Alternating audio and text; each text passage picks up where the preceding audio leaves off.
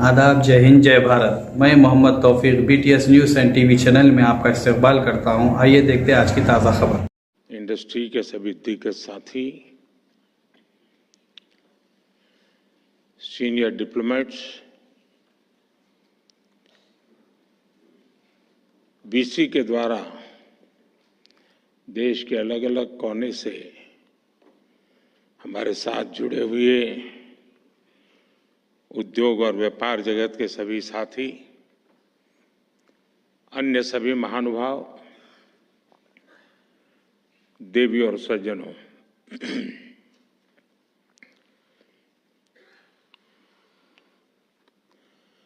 अगर युवाओं की सभा होती तो मैं शुरू करता, हाउ इज द जोश।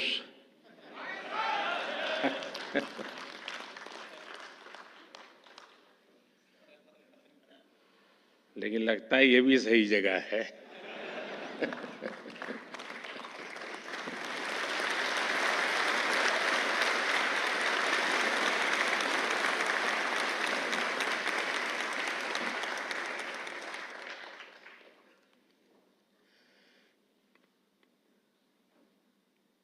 और जब मेरे देश में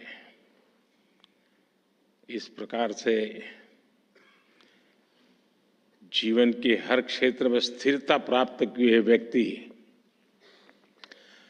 जोश से भरे हुए हो, तो मेरा देश कभी पीछे नहीं हट सकता।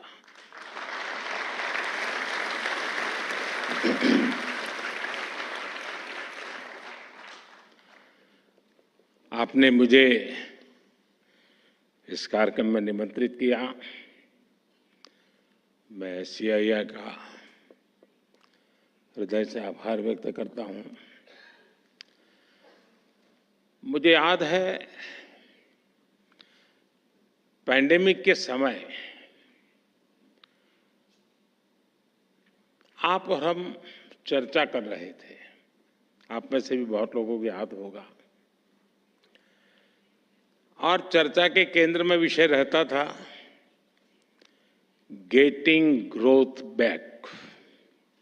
उसी के इर्द गिर्द हमारी चर्चा रहती थी।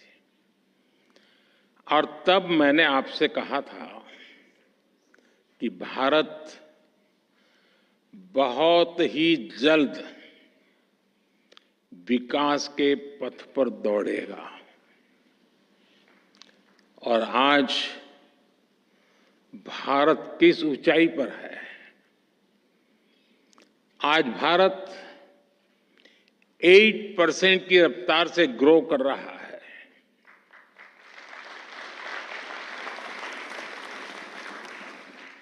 आज हम सभी डिस्कस कर रहे हैं जर्नी टवर्ड्स विकसित भारत। ये बदलाव सिर्फ सेंटिमेंट्स का नहीं है। ये बदलाव कॉन्फिडेंस का है। आज भारत दुनिया की 5वीं सबसे बड़ी आर्थिक ताकत है। और वो दिन दूर नहीं जब भारत दुनिया की तीसरी सबसे बड़ी इकोनॉमी पावर बन जाएगा।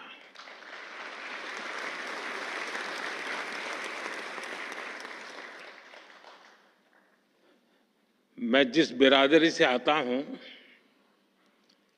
उस बिरादरी की एक पहचान बन गई है कि चुनाव के पहले जो बातें करते हैं, चुनाव के बाद भुला देते हैं। लेकिन मैं उस बिरादरी में अपवाद हूं। और इसलिए मैं आपको याद कराता हूं कि मैंने कहा था कि मेरे तीसरे टर्म में देश तीसरे नंबर की इकोनॉमी बनेगा।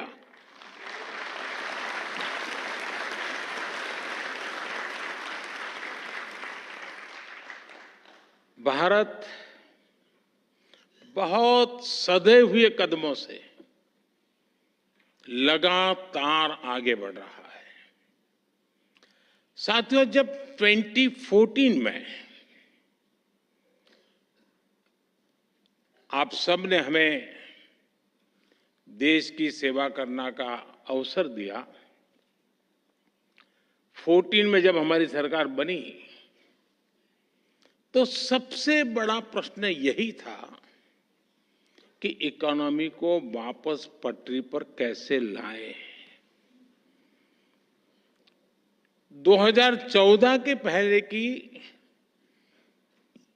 फ्रेजाइल 5 वाली स्थिति और लाखों करोड़ के घोटालों के बारे में यहां हर किसी को पता है। हमारी इकोनॉमी की क्या स्थिति थी, इसकी बारीकियां सरकार ने व्हाइट पेपर जारी करके देश के सामने रखी है। मैं उसके विस्तार में नहीं जाऊंगा, लेकिन मैं आपसे अपेक्षा करता हूं कि आप जैसे लोग, आप जैसे संगठन उस पर जरूर अध्ययन करें, आपके यहां डिबेट करें कि हम कहां खड़े थे और कैसी बीमारियों के शिकार हो गए थे। भारत और भारत की इंडस्ट्री को उस महासंकट से निकालकर हम इस ऊंचाई पर लाए हैं। अभी कुछ दिन पहले ही बजट आया है और मैं देख रहा था, एक अच्छा डॉक्यूमेंट आपका बना है, मैं अभी देख रहा था, मैं जरूर अध्ययन करूंगा उसका। और जब बजट अभी आया है, आप भी बजट की चर्चाओं में अभी भी व्यस्त हैं, तब बजट से जुड़े ही कुछ फैक्ट्स मैं आज आपके सामने रखना चाहूंगा। फ्रेंड, 2013-14 में जब पिछली सरकार का आखिरी बजट आया था, डॉक्टर मनमोहन सिंह जी के सरकार का लास्ट बजट, वो 16 लाख करोड़ रुपए का था, 16 लाख करोड़। आज हमारी सरकार में ये बजट 3 गुना बढ़कर 48 लाख करोड़ रुपया पहुंच गया है।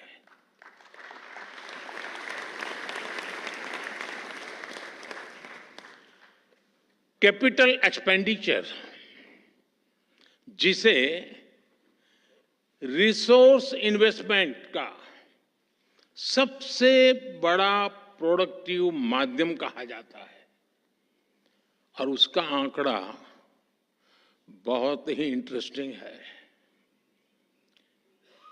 2004 जब अटल जी की सरकार गई,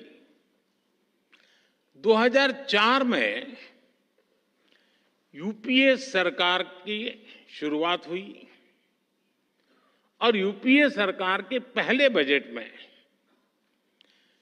कैपिटल एक्सपेंडिचर करीब 90,000 करोड़ रुपए था, 90,000 करोड़ रुपीस।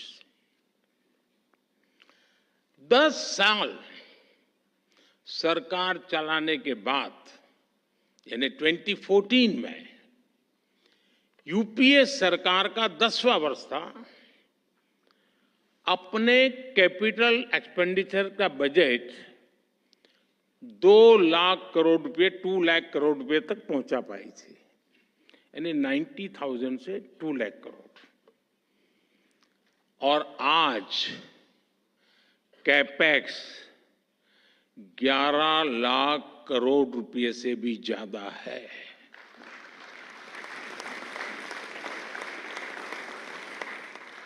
यानी 2004 टू 2014 के 10th ईयर में कैपेक्स किसी तरह दुगुने पर पहुंचा था, जबकि हमारी सरकार में कैपेक्स 5 गुना ज्यादा से बढ़ा है। और आप अलग अलग सेक्टर्स को देखेंगे तो भी आपको सटीक अंदाजा मिलेगा कि आज भारत किस तरह हर सेक्टर की इकोनॉमी पर फोकस कर रहा है। पहले की सरकार के 10 साल की तुलना में हमारी सरकार ने रेलवे का बजट 8 गुना बढ़ाया है, हाईवेज का बजट 8 गुना बढ़ाया है, एग्रीकल्चर का बजट 4 गुना से ज्यादा बढ़ाया है और डिफेंस का बजट 2 गुने से अधिक बढ़ाया है। और साथियों, हर सेक्टर में बजट में ये रिकॉर्ड बढ़ोतरी और साथ साथ टैक्स में रिकॉर्ड कटौती करने के बाद की गई है। 2014 में